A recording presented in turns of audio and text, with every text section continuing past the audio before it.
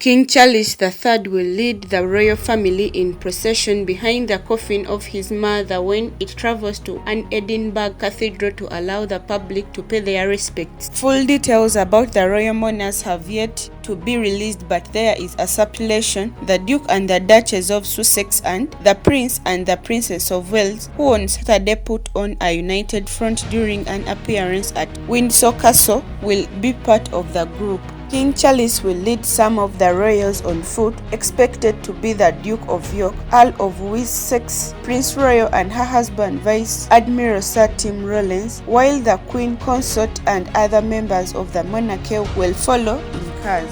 Members of the public will be able to view the coffin to pay their respects for 24 hours before it is taken to London ahead of a period of laying in state. Later in the evening, the king and other members of his family, likely his siblings, will mount a vigil at the cathedral in honor of their mother. Charles and Camilla are in London, but before leaving for the Scottish capital, they will visit Westminster Hall, where both houses of parliament will express their condolences to the new monarch and his wife, and the king will give his reply. During his day in Edinburgh, the king will inspect the Guide of Honor at the Palace of Holyrood House before attending the ceremony of the keys on the forecourt. At the palace, the king will hold audiences with the First Minister Nicola Sturgeon, followed by an audience with Alison Johnston, the presiding officer of the Scottish Parliament. Words of sympathy will be expressed by Scottish Parliament when Charles and Camilla attend to receive a motion of condolence with the king replying. The Queen will then travel to Buckingham Palace, then to Westminster Hall, where she will lay in state from Wednesday until the morning of her funeral next Monday. Charles and Camilla will visit Westminster Hall before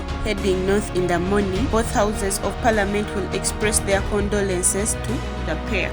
Her Majesty's coffin arrived in Edinburgh on Sunday as the Queen left her beloved home for the final time. Thousands lined roads and streets across Scotland as Her Majesty made her final journey, taking in Aberdeen, Perth and Dundee. Her coffin was laden with flowers from her garden at her Scottish. Sainsbury's, Asda and Morrison's will shut big supermarkets for around 4 hours as a mark of respect and to allow staff and customers to watch the funeral on TV. It is thought that large supermarkets will shut roughly between the hours of 10 a.m. to 2 p.m. However, small convenience stores will remain in part to ensure that the thousands of people expected to gather to watch the funeral will be able to buy water and food for the day. King Charles led mourning members of the royal family in a procession behind the Queen's coffin this afternoon ahead of the service Thanksgiving in Edinburgh. The Queen's coffin was transported from the Palace of Holyrood House in Edinburgh to the nearby St. Giles Cathedral,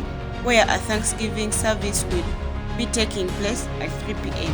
Her body will lie in state and the cathedral for 24 hours, with the public able to pay their respects from 4 p.m. before being transported to London.